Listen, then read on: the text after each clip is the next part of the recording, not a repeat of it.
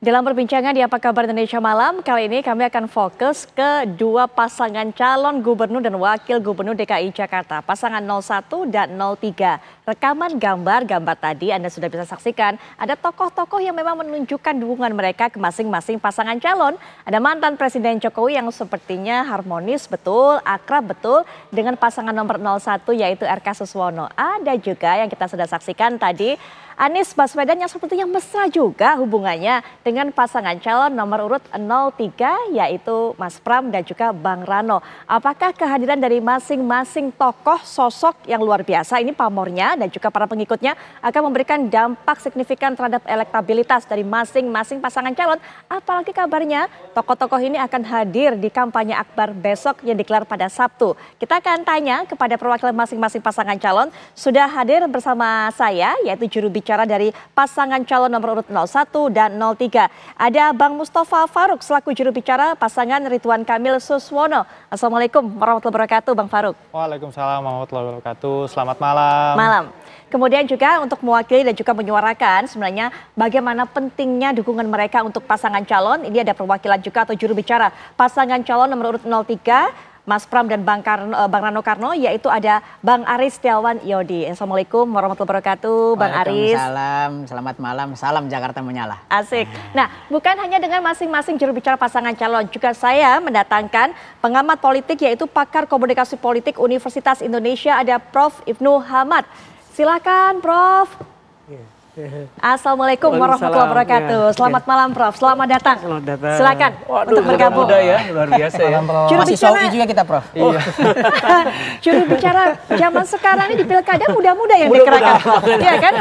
Alhamdulillah kita dikasih kesempatan untuk bisa tampil ya. Anak muda ya. Udah waktunya regenerasi. Iya. Atau jangan-jangan ini adalah salah satu taktik strategi ya, Prof ya, untuk menggait suara milenial. Iya. Itu kan ya kayaknya ya, Prof ya. Betul ya. Baik, tapi selain juga menggait suara milenial, menggait juga suara dari kalangan lainnya di Jakarta ini, kehadiran dari masing-masing sosok yang disebut sebagai pendukung atau juga memberikan endorsement. Ada sosok Pak Jokowi, ada sosok Pak Anies Baswedan, ini kita pasang juga di belakang gambarnya. Karena nama mereka begitu besar, apalagi dukungan mereka, kemudian juga para pengikut mereka juga besar, akan ada dampak signifikan nggak sih, Prof, kalau menurut Prof Ibnu?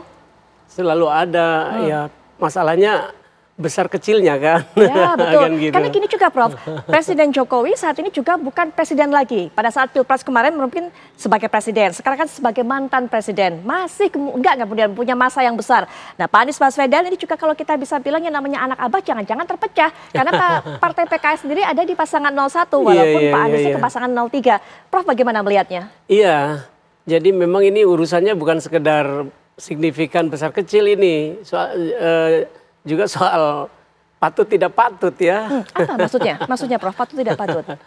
Kalau let's say Pak Jokowi, kalau misalnya beliau ketua umum partai, kayak sih bukan hanya patut tapi juga wajib mengendorse ya. Tapi beliau kan juga bukan anggota partai, bukan ketum juga ya, gitu. Dan beliau sebagai mantan presiden, orang nomor 1 Indonesia. Jadi tadinya yang begitu tinggi posisi kok mau ya, jadi agak turun gitu. Jadi kayaknya dalam hal ini dimensi dari sosok ya, sosok sebagai mantan presiden patut nggak ya ikut-ikutan gitu ya. Iya, tapi kalau soal signifikan itu pilihan masyarakat tadi ya. Betul, tapi ini kan ada juga aspek perilaku sebagai sosok pemimpin gitu.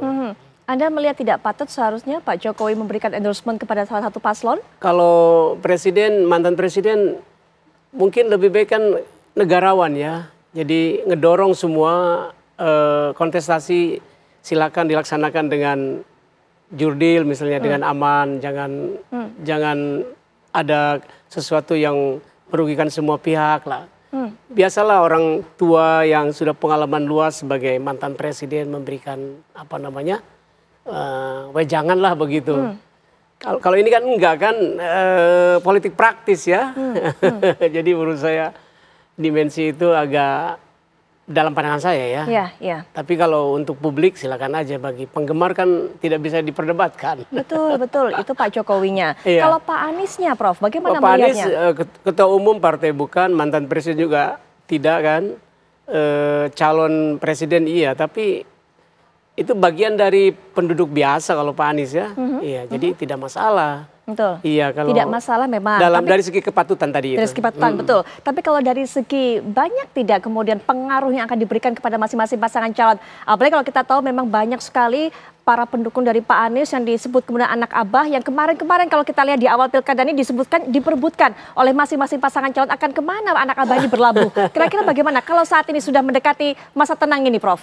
Iya, jadi justru dengan pernyataan Pak Anies yang endorse pada salah seorang calon, tadinya suara anak abah solid jadi pecah sekarang. Oke. Iya kan, dugaan saya ya.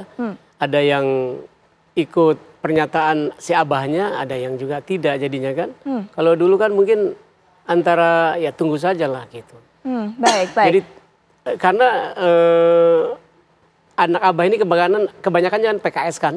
Ya, PKS-nya ada di 01, Di 01 begitu kan? yang di-endorse oleh Pak Jokowi justru kan begitu. Nah, itu dia. Dugaan saya tidak solid lagi. Tidak solid lagi, terpecah begitu. Bang Farouk, ini kenapa sih harus sampai bawa-bawa tokoh besar seperti ini, apalagi kemudian mantan Presiden Jokowi dipaksa untuk turun gunung, nggak yakin sama kemampuan pasangan calonnya untuk merebut hati warga Jakarta? Ya, begini, bab pertama yang perlu kita sampaikan, bahwasannya ini adalah hak setiap warga negara untuk menyampaikan pendapatnya.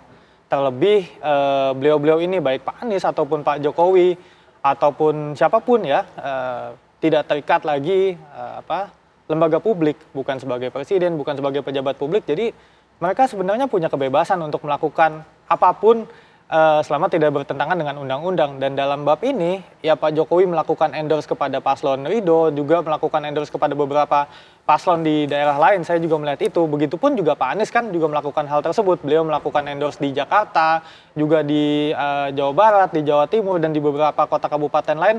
Saya rasa ini hal yang lumrah ya. Artinya wajar ya kita meminta dukungan, kita senang ya.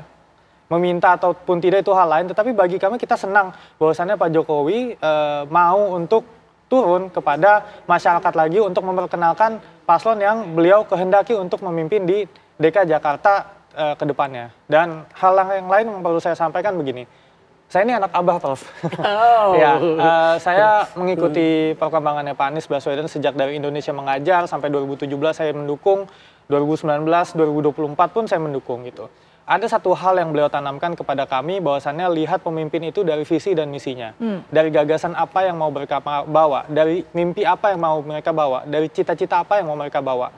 Dan saya rasa, saya sebagai warga Jakarta ya, hari ini warga Jakarta Timur, melihat ada cita-cita, ada sebuah impian yang ingin dibawa oleh Pak Ridwan Kamil dan Pak Suswono. Gagasan-gagasan yang dibawanya itu sangat make sense, sangat diperlukan bagi Jakarta, yang mana Jakarta akan memperoleh status baru sebagai bukan ibu kota lagi. Maka apa nih kebaruan-kebaruan yang akan kita kerjakan kemudian hari? Nah, saya rasa ini akan ada paket komplit yang akan ditawarkan oleh Pak Ridwan Kamil dan Pak Suswono. Lebih-lebih lagi, Pak Ridwan Kamil memahami betul bagaimana menata kota, bagaimana memimpin kota dan juga provinsi. Kita perlu ingat Pak Ridwan Kamil memimpin Bandung sebagai kota dan juga memimpin Jawa Barat sebagai provinsi dengan jumlah masyarakat yang paling besar.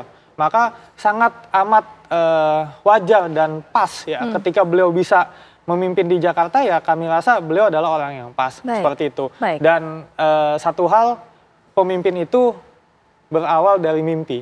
Kalau dia nggak punya mimpi, maka dia nggak akan jadi pemimpin. Oke, Bang Aris, ini Ya. Bang Farouk udah ngaku bahwa saya ini anak abah, ternyata Ya. larinya ke 01 nih. Artinya memang yang dikatakan Prof Ibnu jangan-jangan benar bahwa sebenarnya suara anak abah ini terpecah. Memang masih perlu dukungan dari Pak Anies Baswedan untuk kemudian memberikan endorsement, menunjukkan kemudian kedukungannya, begitu kan, kepada pasangan 03 ini. Begini Mbak, dengan resminya Mas Anies ya, memberikan dukungan dan memberikan arahan kepada seluruh pendukungnya yang ingin maju bersama untuk berbareng bersama dengan Mas Anies dengan memenangkan Mas Pram dan Bang Dul ya. Ini menandakan apa? Mas Pram dan Bang Dul adalah sosok yang hampir diterima di seluruh kalangan. Beliau ingin merangkul semua kalangan. Kita tahu dari awal Mas Pram dan Bang Dul adalah yang pertama untuk mengunjungi seluruh tokoh-tokoh masyarakat. Ya. Gubernur-gubernur terdahulu, baik itu Pak Ahok, Pak Anies yang sebelumnya hanya di CFD kan, kemudian aja Bang Foke, Bang Yos, bahkan tokoh-tokoh negarawan misalnya seperti Pak SBY, Pak Yusuf Kala, Pak Sultan Hamengkubuwono, kemudian juga tokoh-tokoh FBR, tokoh-tokoh Forkabi, FKPPI, kemudian seluruh para habaib dan ulama. Artinya apa? Semangat merangkul Mas Pram dan Bang Dul ini adalah semangat untuk keberlanjutan program yang memang dirasakan masyarakat. Dari berbagai hasil survei, kepuasan masyarakat Jakarta terhadap program dan kebijakan Mas Anies itu di atas 70%. Artinya ada program-program yang memang dirasakan masyarakat itu perlu dilanjutkan. Gitu kan. Program seperti apa? Misalnya berbanyaknya ruang terbuka hijau di era Mas Anies. Bagaimana transportasi umum terkoneksi dengan sangat luas di era Pak Anies dengan penurunan atau bahkan biaya yang cukup murah yaitu Jaklingko RP0. Kemudian ada juga aplikasi Super App Jaki, kemudian juga JIS ya. Ini semangat Mas Anies itu ingin yang dirasa masyarakat baik ini ingin dilanjutkan sehingga kepemimpinan Jakarta ada keberlanjutan. Maka di pidato Pak Anies kemarin di hadapan 15.000 lebih pendukungnya bahwa barang siapa yang ingin ada keberlanjutan program-program, barang siapa yang ingin kerja-kerja kita bersama bisa dituntaskan, maka pilihlah Mas Pram dan Bang Dul seperti itu. Karena apa? Nah, keberlanjutan ini yang saya pikir, yang ini penting karena membangun kota dengan sekompleks Jakarta tidak cukup 5 tahun. Maka keberlanjutan antara program Pak Foke, Pak Ahok, kemudian Pak Anies ini harus ada gitu loh. Pak Ahok luar biasa, beliau memiliki misalnya pasukan orange di mana kalau ada kotor dikit jalanan dibersihkan, kemudian jika ada genangan sedikit panggil pasukan oranye itu bisa langsung diambil sampahnya, kemudian genangannya turun. Kemudian Pak Anies dengan berbagai keberpihakannya dengan kaum miskin kota ini akan dilanjutkan sehingga apa? Sehingga memang masyarakat Jakarta ini mendapatkan kebermanfaatan. Ini semangat utamanya. Semangat utamanya ini bukan persoalan figur, tetapi kebermanfaatan buat masyarakat Jakarta. Bagaimana KJP, KJMU, kartu lansia ini diperbanyak bagi yang sebelumnya nggak dapat menjadi dapat kembali. Ini yang diinginkan masyarakat Jakarta. Karena Mas Pram dan Bang Dul adalah sosok yang mendengarkan masyarakat Jakarta, maka dirangkullah sosok-sosok tersebut. Nah, kalau dikatakan jangan-jangan karena PKS mendukung Pak Ridho, sebanyak pendukung Mas Anies itu nanti juga terpecah gitu loh. Kita nggak memisahkan masalah terpecah. Sebelum Mas Anies mengeluarkan statement resmi, sebelum mengeluarkan statement resmi saja ya, berbagai hasil survei itu untuk pertama kalinya PKS itu pemilihnya 50-50. Ada yang mendukung Mas Anies, ada yang mendukung Mas Pram, ada yang mendukung Ridho. Karena dianggap orang-orang Mas Anies memang dari awal ya, orang-orang ring satunya Mas Anies itu memang sudah banyak yang bergerak bersama kami karena ingin ada kesamaan visi misi, kesamaan semangat itu. Apalagi saat ini gitu. Jadi kami melihat seperti ini. Hari ini survei-survei di berbagai lembaga survei, baik itu Litbang Kompas, SM Arsip, kemudian terakhir Indopolling ya 48%. Ya, indikator juga leading tadi. Leading 48%, masih ada 10-20% undecided. Saya yakin ketika Mas Anies sudah menyatakan sikapnya dengan jelas, undecided ini kalaupun terbagi lebih terbagi rata ke beberapa calon, 3 calon atau 2 calon, insya Allah ini akan memastikan mudah-mudahan Jakarta menyala 1 putaran. Tahan dulu Bang Aris, nanti kita akan lanjutkan kembali apalagi ini sudah bicara mengenai kemana arahnya kemudian undecided voters ini ataupun juga orang-orang yang belum menentukan pilihan. Nanti ada Prof. Burhanuddin Muhtadi yang juga akan menjelaskan sebenarnya seberapa besar, seberapa banyak mereka yang belum menentukan pilihan dan apakah kalau melihat kehadiran dari sosok-sosok ini mereka jadi jatuh cinta ataupun juga memastikan untuk mendukung memilih yang mana. Kita akan dengarkan nanti, termasuk juga kita akan dengarkan lagi pandangan dari Prof. Ibnu. Tadi Bang Aris juga sudah katakan dari awal Mas Pram ini ingin merangkul semuanya. Tapi kalau sudah seperti ini malah terkutup-kutup begitu kan Prof? Nanti kita akan lanjutkan setelah jeda.